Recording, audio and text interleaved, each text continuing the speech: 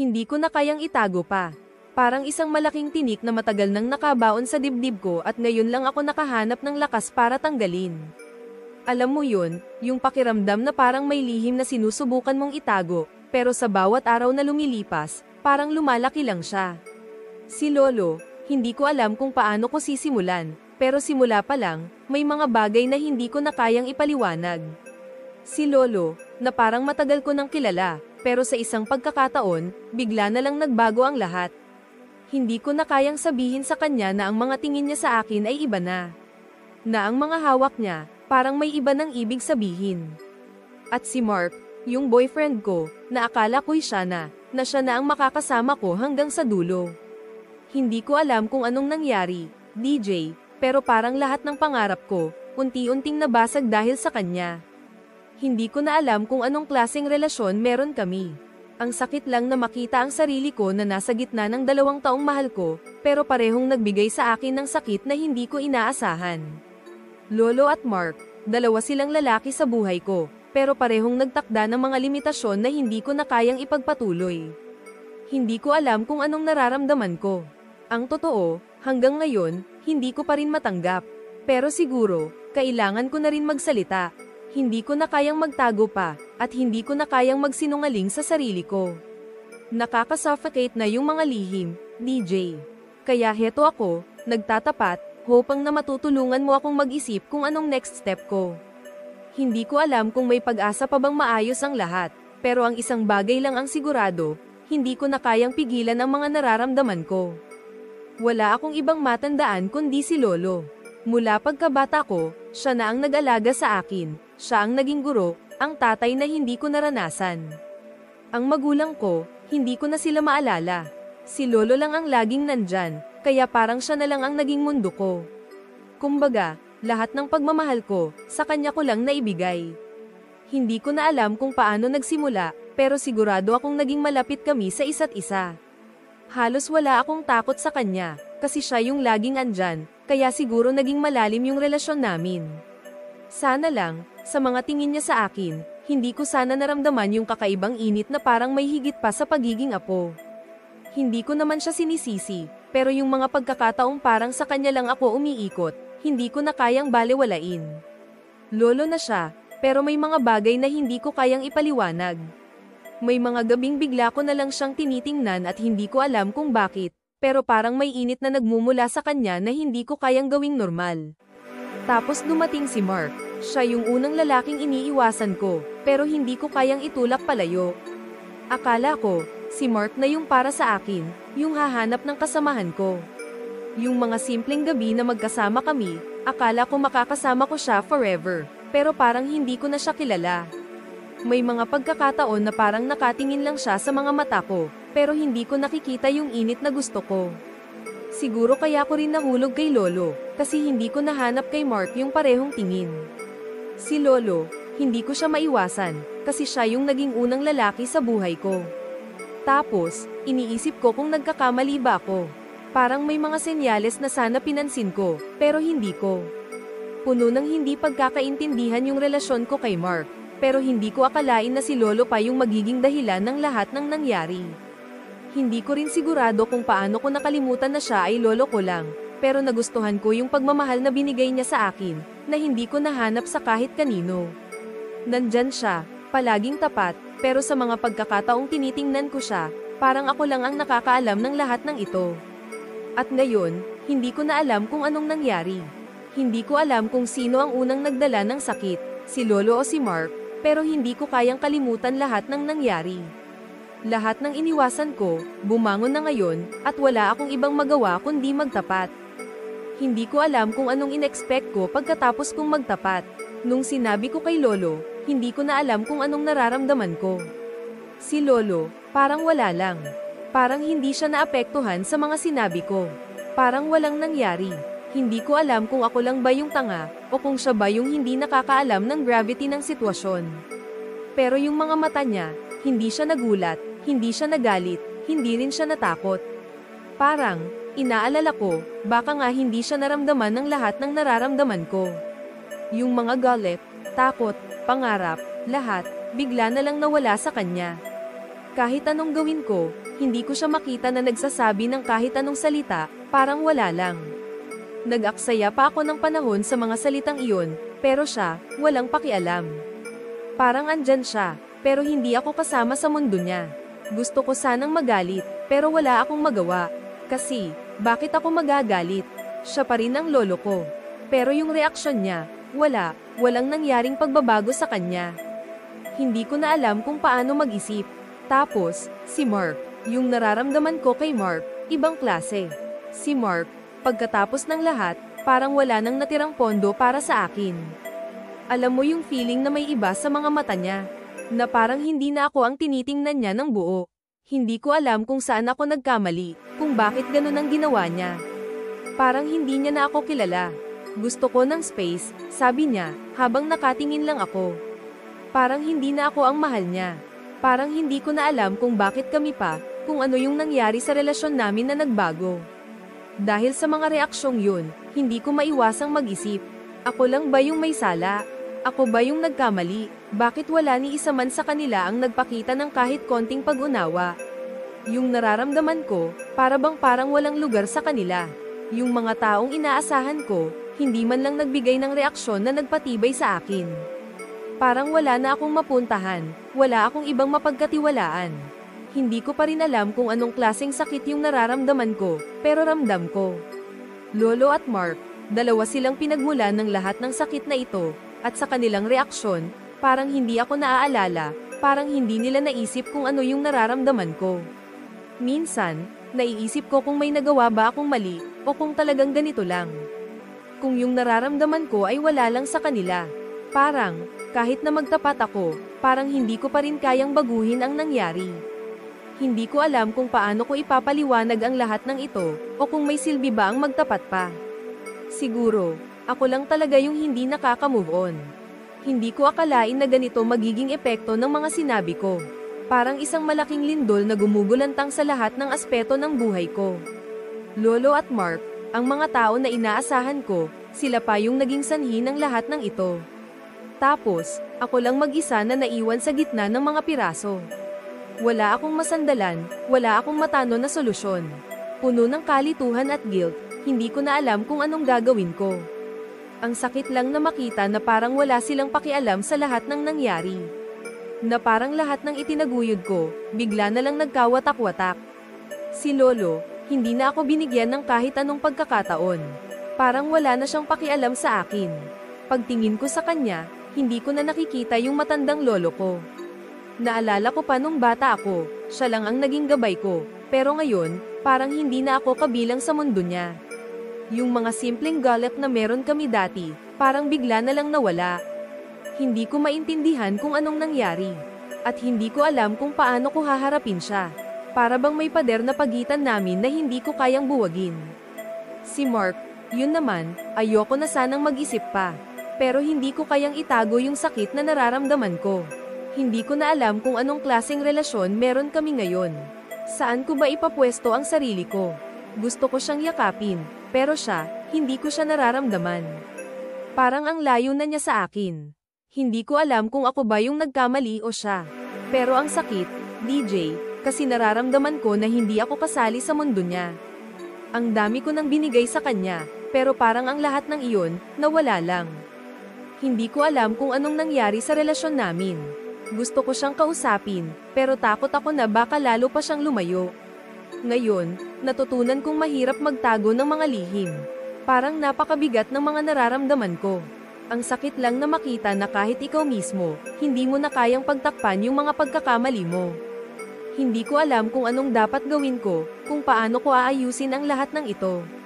Lahat ng tao, parang sila na lang ang may hawak sa mga desisyon ko, at ako, patuloy lang na sumusunod. Nawala na yung mga pangarap ko na ang saya-saya lang, na ako at si Mark, or ako at si Lolo, ay magiging okay. Pero wala, parang bigla na lang akong naiiwan sa dilim. Iniisip ko kung may pag-asa pa ba. Pero sa ngayon, parang hindi ko na kaya. Kasi lahat ng mga galak na inisip ko, bigla na lang nawawala. Ilang gabi na akong hindi makatulog, DJ, at ang mga tanong ko sa sarili ko ay hindi ko na kayang sagutin. Kung ganito na lang ba talaga? Kung wala na bang solusyon? Bakit kaya ganito? Kung may paraan pa bang mag-ayos ng lahat ng ito, or baka may mga bagay na hindi na dapat ayusin. Sa wakas, hindi ko na kayang maghintay pa. Dumating yung punto na kailangan ko ng magdesisyon, kung magpapatuloy ba akong magtago, o kung haharapin ko na ang lahat ng ito, kahit na ang sakit. Lolo at Mark, sila yung dalawang tao na pinakamahalaga sa buhay ko. Pero parehong naging dahilan ng lahat ng sakit na ito. Kaya, nagdesisyon akong makipagkita sa kanila pareho. Wala nang palusot, wala nang lusot. Kung gusto ko talagang mag-ayos ng lahat, kailangan ko silang tanungin ng diretso kung anong mangyayari sa atin, kung may silbi ba ang mga pagsubok na ito. Una, kay Lolo. Pumunta ako sa bahay niya. Ang bigat ng dibdib ko habang papalapit ako. Nang makita ko siya, hindi ko alam kung paano ko siya uumpisahan. Wala akong ibang sinabi kundi, Lolo, kailangan ko magtapat.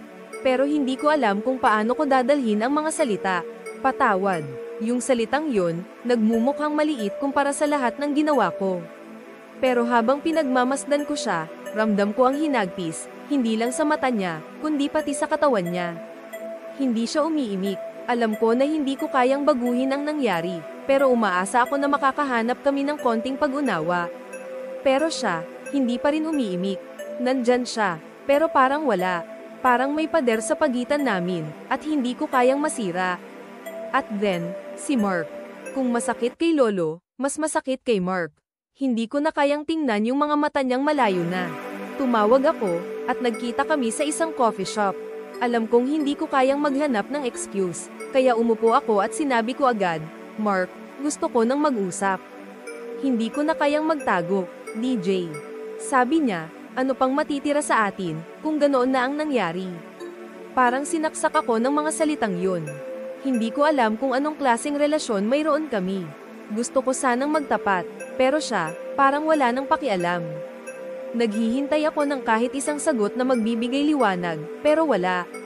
Walang maliwanag na sagot. Ang mga mata niya, parang wala na akong halaga. Hindi ko na siya makikita gaya ng dati. Habang nag-uusap kami, hindi ko na kayang kontrolin ang emosyon ko. Siguro, hindi ko na kayang itago pa. Bawat sagot na lumalabas sa bibig niya, masakit. Bawat minuto na dumadaan, parang natutuklap ang mga bahagi ng puso ko. Lolo, Mark, dalawa silang naging dahilan ng lahat ng ito.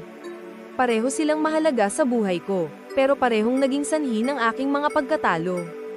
Hindi ko alam kung anong klaseng kasunduan ang naiwang nakatago sa aming mga mata, pero sigurado akong hindi ko kayang ayusin pa ang lahat. Alam ko, hindi ko kayang baguhin ang nararamdaman nila. Hindi ko kayang gawing maayos ang lahat ng mga pagkakamali ko. Siguro, hindi ko na talaga kayang ayusin. Habang naglalakad ako pabalik sa bahay ko, ramdam ko ang bigat ng mga desisyon ko.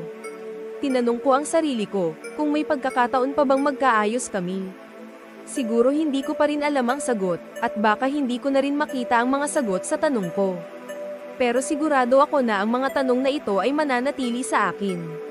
Naisip ko, baka ang pinakamahalaga, DJ, ay hindi ang pagtatapos, kundi ang mga hakbang na ginawa ko para magtangkang magbago. Pero kung talagang magbabago ako, paano ko haharapin ang mga taong nasaktan ko? Pwede pa bang magkaroon ng kalutasan? Tama ba itong ginagawa ko? Hindi ko na alam kung anong nararamdaman ko. Siguro, lahat ng sakit na dinanas ko, hindi pa rin siya nawawala.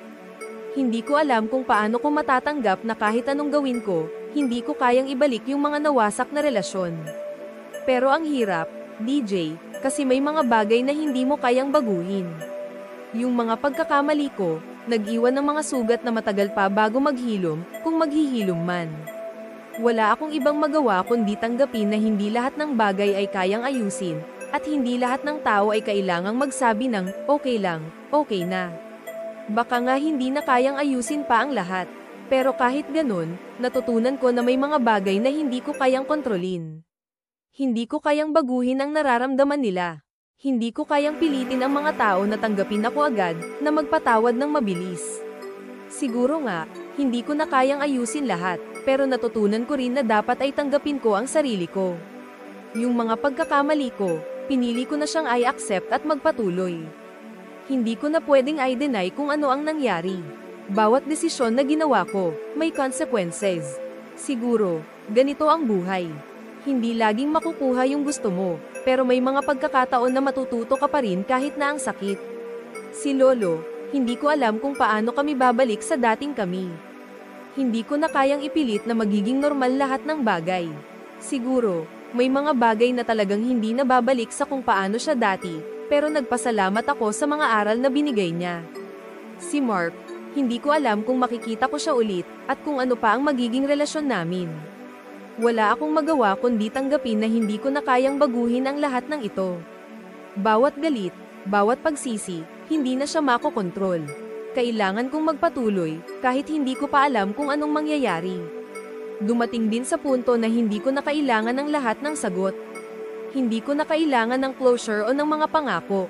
Baka nga hindi pa sila handa, o baka ako lang ang hindi pa handa. Hindi ko alam kung anong mangyayari sa susunod, pero sigurado akong may mga hakbang akong kailangang gawin para maging mas mabuti. Siguro, yun na lang ang kailangan ko ngayon, ang magpatuloy, mag-grow, at matutong tanggapin na ang buhay hindi laging perpekto. So, DJ, kung may tanong man ako, baka ito lang, paano kung hindi pa sapat yung mga pagsisisi ko? Paano kung hindi pa ito enough para magbago ang lahat? Baka kasi may mga bagay na hindi mo kayang kontrolin, at baka hindi ko pa kayang baguhin lahat ng ito. Pero ang pinakamahalaga, siguro, ay magpatuloy, at maghintay kung kailan maghihilom ang lahat. Matapos ang lahat ng nangyari, nagdesisyon akong humingi ng tawad. Alam ko sa sarili ko na hindi ko kayang ayusin lahat ng pagkakamali ko mag-isa, kaya nag-isip ako kung paano ko haharapin si Lolo at si Mark. Gusto ko sanang bumalik sa dati, sana yung lahat ng nangyari ay isang malaking pagkakamali lang. Pero alam ko, hindi ko kayang isantabi na lang yun. Kailangan ko silang kausapin. Kailangan kong tanggapin na hindi lahat ng bagay ay kayang maibalik, lalo na kung ang mga puso na ang napinsala. Unang pumunta ako kay Lolo. Akala ko madali lang. Akala ko, makikita ko sa mata niya na tinatanggap niya ako, na ang lahat ng sakit ay maglalaho, pero hindi pala ganun kadali. Si Lolo, hindi ko alam kung natatakot ba siya, o kung galit siya, pero nung hinarap ko siya, hindi ko nakita yung inaasahan kong reaksyon. Hindi siya nagbago. Wala siyang sinabi. Minsan, parang nawawala siya sa mundo ko, hindi ko siya kayang maabot. Pero sigurado akong nasaktan siya. Hindi ko alam kung paano ko siya dapat lapitan, kung paano ko siya kakausapin, kasi ang dami ng gap na naghiwalay sa amin. Hindi ko alam kung paanong babangon sa lahat ng ito, kung wala siyang pakialam. Si Mark, hindi ko rin alam kung paano ko siya aasikasuhin. Iba ang nararamdaman ko sa kanya. Hindi ko alam kung naramdaman ba niya yung sakit na nararamdaman ko. Tumawag ako, at nung una, hindi siya sumagot. Alam ko na hindi siya masaya sa akin. Pinilit kong makipag-usap sa kanya, pero parang wall na lang. Ang bigat ng bawat salita, at mas lalo lang siyang lumayo. Nang makipagkita kami, tinanong ko siya kung may pagkakataon pa ba kami. Kung may space ba siya para sa akin. Pero ang sagot niya, matigas, wala na. Tila ba naubos na ang lahat ng pagkakataon. Hindi ko alam kung ano pa ang magagawa ko para ipakita sa kanila na nagsisisi ako.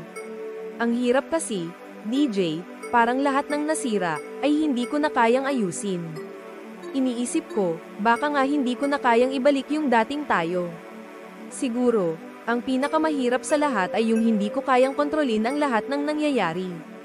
Hindi ko kayang baguhin ang mga nararamdaman nila, kahit na gusto ko. Lolo, Mark, sila yung mga tao na pinakamahalaga sa akin, pero bakit sa tuwing humihingi ako ng tawad, parang may pader na pagitan namin? Hindi ko alam kung anong mangyayari sa susunod. Minsan naiisip ko, baka kailangan ko lang talagang matutong magpatawad sa sarili ko. Dahil kahit gaano ko papilitin, hindi ko kayang bawiin ang mga desisyon ko. Ang tanging magagawa ko na lang ay tanggapin na hindi lahat ng bagay ay kayang itama, lalo na kung masyadong malalim na ang sugat. Pero gusto ko pa ring magsimula, kahit na ang sakit, kahit na ang hirap. Kasi, hindi ko kayang mawala sila sa buhay ko. Pero, ang tanong ko, DJ, kung ang kasalanan ko'y sapat na ba para magtulungan kami muli? O baka nga, nasira na ang lahat.